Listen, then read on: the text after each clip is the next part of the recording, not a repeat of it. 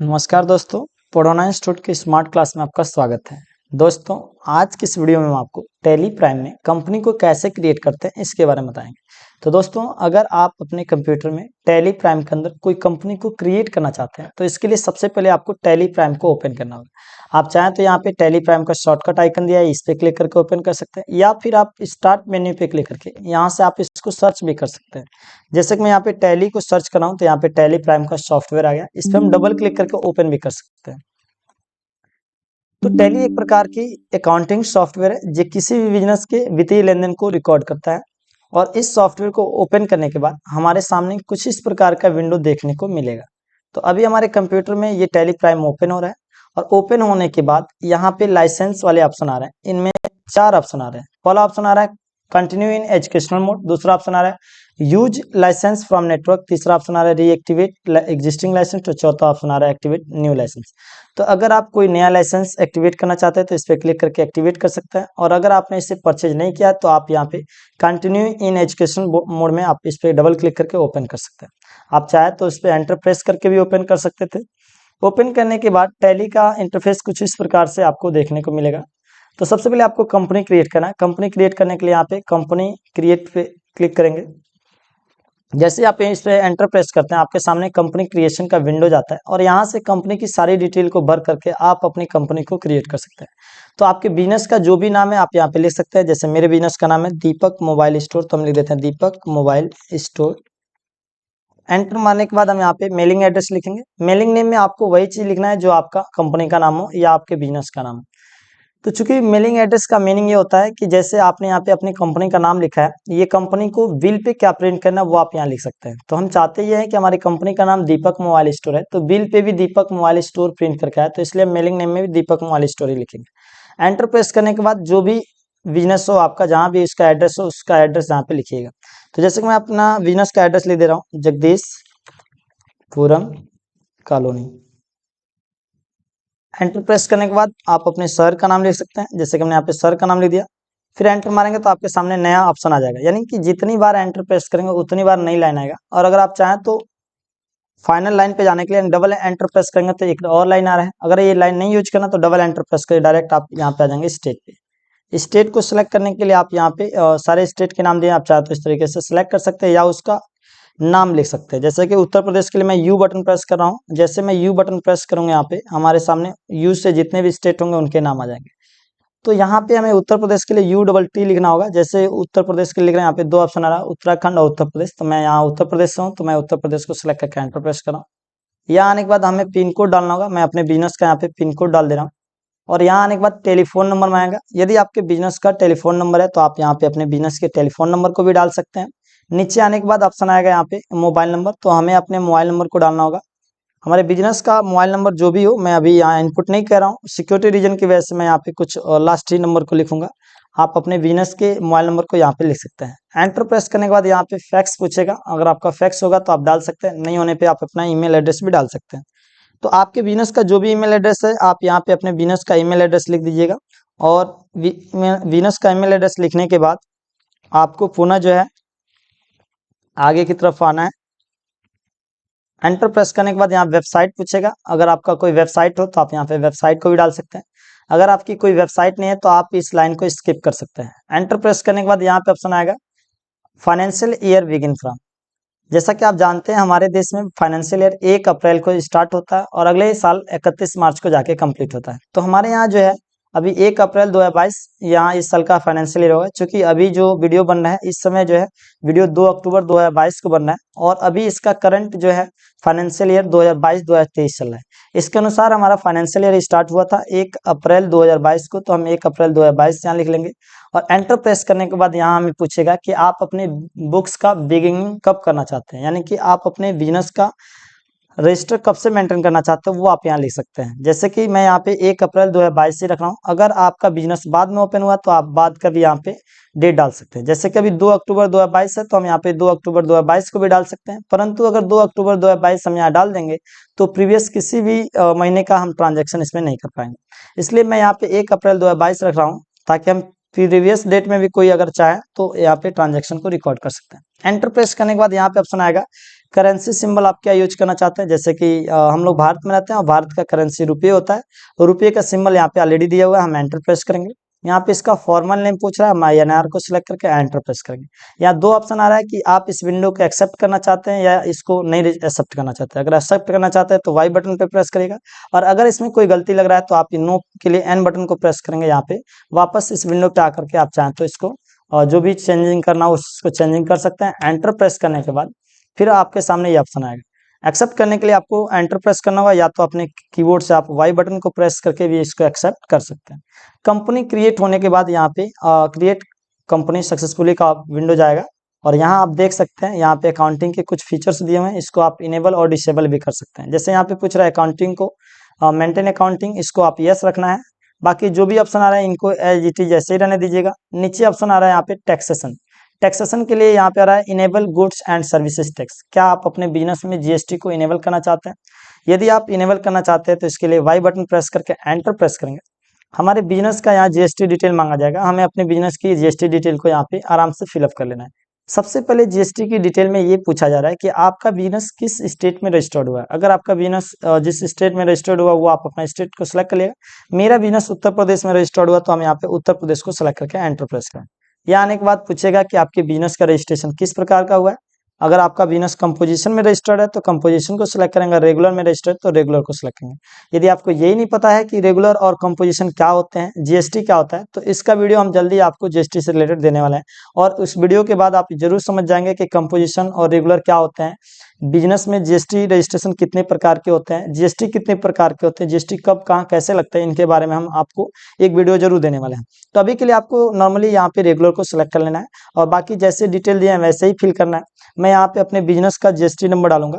अगर मैं उत्तर प्रदेश हूँ तो मुझे अपने उत्तर प्रदेश राज्य का जो है GST कोड डालना होगा, और उत्तर प्रदेश में जितने भी लोग बिजनेस करते हैं उनके GST कोड जो शुरू का होता है 09 होता है, वहाँ पे हम 09 लिख रहे हैं। आप अलग राज्य से हैं तो यहाँ पे अलग दिख रहा होगा, जैसे कि बिहार के लिए 10 दिया होता है, अलग अलग राज्यों के लिए यहाँ पे GST कोड होता है। उसके बाद से आपका पैन नंबर होता है, तो आप अपना पैन नंबर भी यहाँ डाल सकते हैं, और पैन नंबर डालने के बाद आपको यहाँ पे GST नंबर का पूरा डिटेल भरना होगा। आपका GST नंबर जो है टोटल 15 डिजिट का होता है, 15 डिजिट यहाँ पे डालने के बाद एंटर प्रेस करेंगे। यहाँ आपसे पूछा जाएगा कि क्या आप अपने GST की डिटेल को मंथली फिल करना चाहते हैं या क्वार्टरली फिल करना चाहते हैं। तो आपको ये भी समझाएगा कि कब मंथली GST को फिलअप किया जाता है और कब क्वार्टरली फिलअप किया जाता है, ये भी हम आपको बताएंगे। अभी के लिए आपको यहाँ पे मंथली ऑप्शन पर रखना है, एंटर प्रेस करना है। जैसे ये डिटेल दिया एंटर प्रेस करके आगे नीचे की तरफ आना है, और यहाँ पे नीचे आने के बाद इसको एक्सेप्ट कर लेना है। अगर आप एक ही बार में इसको एक्सेप्ट करना चाहते थे तो कंट्रोल A बटन दबाए तो भी ये विंडोज एक्सेप्ट हो गया होता। अगर आप चाहते तो नीचे एंटर प्रेस करने के बाद वाई बटन पे प्रेस करके भी इसको एक्सेप्ट कर सकते हैं। जैसे ही आप एक्सेप्ट करते हैं ये GST की डिटेल सेट हो जाता है, फिर आपको इस विंडोज को एक्सेप्ट करना होता है। एंटर प्रेस करके यहाँ पे वाई बटन प्रेस करके इसको भी एक्सेप्ट कर सकते हैं, और विंडोज को एक्सेप्ट करने के लिए आप शॉर्टकट की कंट्रोल A का भी इस्तेमाल कर सकते हैं। अभी हमने जिस कंपनी को बनाया इसका नाम था दीपक मोबाइल स्टोर, और अभी हमने कोई भी इसमें ट्रांजेक्शन नहीं किया, इसलिए यहाँ पे लिख रहा है नो वाउचर एंटर्ड। यहाँ आप आएंगे तो यहाँ पे टैली के बहुत सारे ऑप्शन देखने को मिलेंगे आपको। यहाँ पे मेन मेन्यू दिख रहा है, यहाँ पे इस तरीके से आप मेन मेन्यू में जो भी ऑप्शंस का यूज करना चाहें यूज कर सकते हैं। अदरवाइज अगर आपको ये लगता है कि इस कंपनी में कोई डिटेल आपने छोड़ दिया है या गलत भरा हुआ है तो आप उसको सही भी कर सकते हैं। सही करने के लिए आप एक ऑप्शन आ रहा है कंपनी, आप इस कंपनी में आएंगे, या फिर इसके लिए एक शॉर्टकट की यूज कर सकते हैं। देखिए यहाँ पे लिखा हुआ है F3 बटन, आप F3 बटन भी प्रेस करेंगे तभी ये ऑप्शन आ जाएगा। कंपनी में किसी भी डिटेल को चेंज करने के लिए आपको यहाँ पे अल्टर वाले ऑप्शन पे आना होता है। अल्टर पे क्लिक करने के बाद आप अपनी कंपनी की किसी भी डिटेल को चेंज कर सकते हैं। अगर आपको लगता है कि आपने ईमेल एड्रेस गलत लिखा है या वेबसाइट को आपने छोड़ दिया तो आप वेबसाइट के एड्रेस को भी यहाँ से लिख सकते हैं। तो जैसे कि मैं अपने बिजनेस का यहाँ पे बिजनेस का वेबसाइट का एड्रेस डाल दे रहा हूँ, और इतना करने के बाद आपको एंटर प्रेस करना है और उसके बाद से एक्सेप्ट कर लेना है। तो मैं यहाँ पे एक्सेप्ट करने के लिए कंट्रोल A बटन का प्रेस करूंगा, ये एक्सेप्ट हो जाएगा। इस तरीके से हम टैली में किसी भी कंपनी को यहाँ से एडिट कर सकते हैं। इसका मतलब ये हुआ कि हम कंपनी में कोई भी डिटेल को चेंज कर सकते हैं। अगर आपको टैली की किसी भी कंपनी को डिलीट करना है तो आप इसको डिलीट भी कर सकते हैं। जैसे कि हमने अभी कंपनी जो बनाया था दीपक मोबाइल स्टोर बनाया है, और अगर आपको किसी कारणवश से इस कंपनी को डिलीट करना हो तो आप डिलीट भी कर सकते हैं। डिलीट करने के लिए आपको पुनः यही कंपनी वाले ऑप्शन पे जाना होगा, और यहाँ आने के बाद ऑप्शन आएगा अल्टर कंपनीज पे क्लिक करना। जैसे ही आप अल्टर कंपनी पे क्लिक करते हैं वापस से ये विंडो आ जाता है, और अगर आपको इसको डिलीट करना है तो कहीं भी किसी भी ऑप्शन पे आपको अल्ट के साथ D बटन को प्रेस करना है। जैसे ही आप अपने कंप्यूटर में अल्ट प्लस D बटन को प्रेस करते हैं डायरेक्ट आपके सामने ये विंडो जाता है यहाँ पे ऑप्शन आ रहा है कि क्या आप कंपनी को डिलीट करना चाहते हैं। अगर डिलीट करना चाहते हैं तो वाई करिए, नहीं करना चाहते तो नो कर सकते हैं। तो मैं जैसे ही वाई करूंगा, वापस आपसे पूछेगा are you want to sure, यानी कि आप श्योर है इसको डिलीट करने के लिए। अगर है तो आप वाई करिए, नहीं है तो आप नो भी कर सकते हैं। मैं वाई कर रहा हूँ तो ये हमारी कंपनी यहाँ से डिलीट हो जाएगी। वापस से हम चाहें तो यहाँ पे कंपनी को बना सकते हैं। तो जैसे ही कंपनी वापस बनाने जाएंगे तो अब आपको कुछ और भी बात बता देते हैं। जैसे कंपनी का यहाँ पाथ जो सेव हो रहा है वो सी ड्राइव के अंदर, यूजर के नाम के अंदर, पब्लिक के अंदर, टेली प्राइम वाले फोल्डर के अंदर, डेटा नाम के फोल्डर के अंदर ये सेव हो रहा है। यानी कि ये काफी लंबे इसकी पाथ है और ये सी ड्राइव में सेव हो रहा है, जो कि ये खतरा ही है, क्योंकि सी ड्राइव के अंदर जो भी डेटा होता है कंप्यूटर फॉर्मेट होने के बाद वो डिलीट हो जाता है। अगर हम अपनी बिजनेस का ट्रांजैक्शन अगर सी ड्राइव में सेव करके रखते हैं तो बहुत बड़ी समस्या हो सकती है। यदि आपके कंप्यूटर में कभी पासवर्ड लग गया या कंप्यूटर को किसी कारणवश से फॉर्मेट करना पड़ गया या कंप्यूटर किसी तरीके से खराब हो गया तो हम सी ड्राइव से डेटा को रिकवर नहीं कर पाएंगे, और अगर करते भी हैं तो बहुत मुश्किल होगा। तो अगर आप चाहते हैं कि इस डेटा को डी ड्राइव या ई ड्राइव में सेव करने के लिए, तो आप इसके लिए इसके पाथ को यहाँ से चेंज कर सकते हैं। क्योंकि सी ड्राइव या अन्य किसी भी ड्राइव के, यानी सी को छोड़ करके अन्य किसी भी ड्राइव में अगर आप डेटा सेव करते हैं तो वहाँ पे डेटा आपका सिक्योर और सेव रहता है। तो आप चाहें तो इस ड्राइव यानी कि इसके पाथ को यहाँ से चेंज कर सकते हैं। पाथ को चेंज करने के लिए आपको पहले अपने कंप्यूटर में आना है और सबसे पहले जिस ड्राइव के अंदर आपको फाइल को सेव करना है उस ड्राइव के अंदर आना है। जैसे कि मुझे यहाँ पे हमारे सिस्टम में ई ड्राइव आ रहा है तो इस ई ड्राइव को ओपन करेंगे और मैं ये चाहता हूँ कि यहाँ पे एक फोल्डर बनाऊं। जैसे कि मैं यहाँ पे control shift N button press करूंगा और यहाँ पे एक फोल्डर बना रहा हूँ, टैली प्राइम। टैली प्राइम लिख करके एंटर प्रेस करेंगे, टैली प्राइम का एक हमने यहाँ पे फोल्डर बना लिया। अब मैं चाहता भी हूँ कि इसी फोल्डर के अंदर डेटा सेव हो, इसलिए डबल क्लिक करेंगे यहाँ पे और डबल क्लिक करने के बाद यहाँ पे इसका पाथ आ जाएगा। इस पर डबल क्लिक करके इसके पाथ को हम यहाँ से कॉपी कर सकते हैं।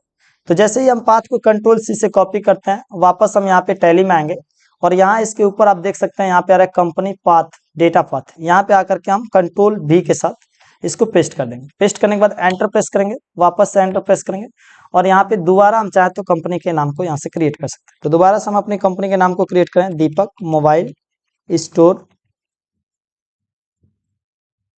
एंटर प्रेस करने के बाद मेलिंग एड्रेस डालेंगे, उसके बाद हम यहाँ पे एड्रेस डाल देंगे। एड्रेस डालने के बाद पुनः हम एंटर प्रेस करेंगे, यहाँ अपने स्टेट को सिलेक्ट करेंगे। स्टेट को सिलेक्ट करने के बाद हमें पिन कोड डालना होगा, उसके बाद हमें अपनी मोबाइल नंबर डालने होंगे और मोबाइल नंबर डालने के बाद यहाँ पे आकर के फैक्स डालना होगा। अगर फैक्स हो तो फैक्स डाल सकते हैं, नहीं हो तो छोड़ सकते हैं। आपको पुनः यहाँ पे अपना ईमेल एड्रेस डालना होगा, तो हम यहाँ पे अपने बिजनेस का ईमेल एड्रेस डाल देना है।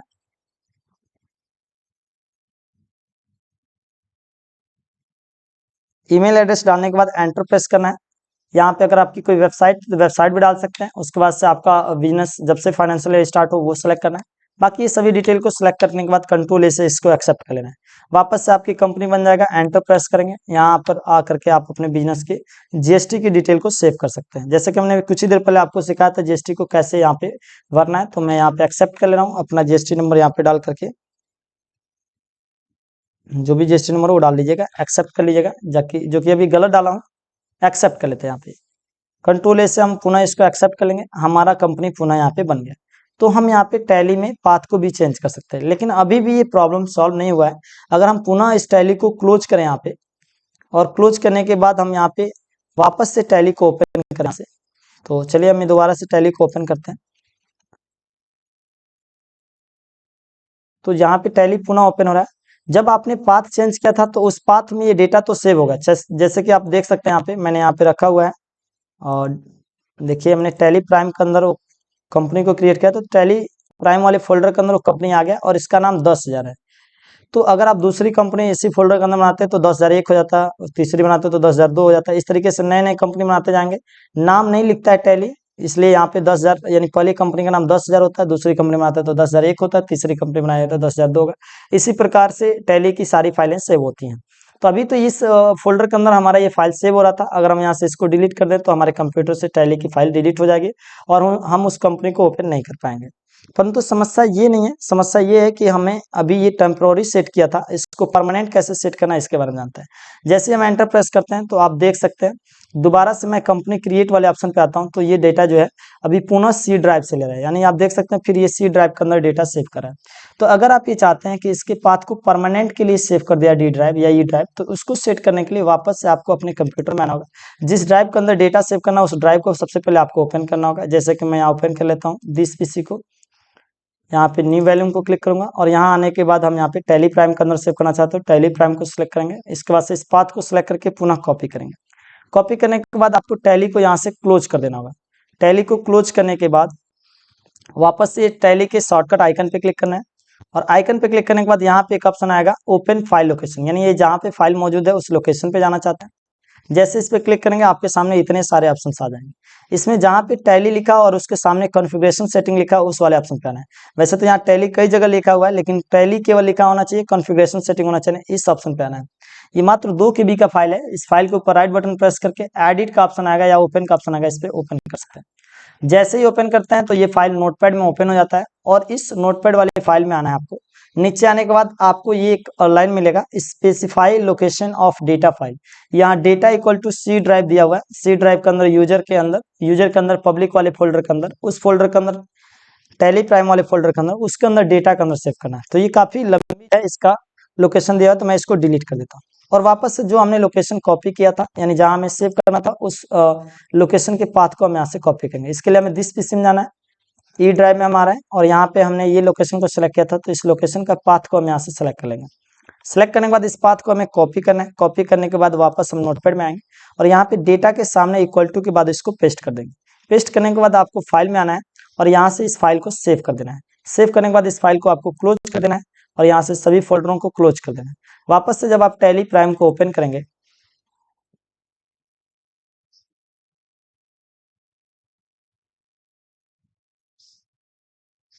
ओके, तो हमारे कंप्यूटर में टैली प्राइम ओपन हो रहा है और आप अब देखेंगे कि ये जो फाइल सेव होगा वो डी ड्राइव नहीं ई ड्राइव के अंदर सेव होगा। तो जैसे कि हम यहाँ पे वर्क इन एजुकेशन मोड पे क्लिक कर रहा हूँ, तो पहले ये सी ड्राइव के अंदर सेव हो रहा था, अब ये ई ड्राइव के अंदर सेव हो रहा है। तो चलिए मैं यहाँ पे कंपनी क्रिएट कर रहा हूँ। कंपनी क्रिएट करने के लिए F3 बटन पे प्रेस करेंगे और यहाँ जाकर के क्रिएट कंपनी वाले ऑप्शन पे क्लिक कर देंगे। जैसे क्रिएट कंपनी पे क्लिक करेंगे, अब देखिए ये फाइल जो है ई ड्राइव के अंदर सेव करेगा। यानी कि अभी जो हम कंपनी में सॉरी इस टैली के अंदर कोई भी कंपनी बनाते हैं तो ये कंपनी ई ड्राइव के अंदर टैली प्राइम नाम के फोल्डर में सेव होगा। और जो पहला तरीका हमने बताया था वो टेम्पोररी था, जो कि लॉन्ग टाइम के लिए नहीं था। जैसे ही हम टैली को क्लोज कर देते हैं तो फाइल पुनः जो है सी ड्राइव से ओपन होने लगता है। इसलिए अगर आप इसको परमानेंट पाथ को चेंज करना चाहते हैं तो जो मैंने अभी मेथड बताया है उसी मेथड से आपको उसको चेंज करना होगा। मिलते हैं नेक्स्ट वीडियो में। आज के लिए इतना ही। जय हिंद, जय भारत।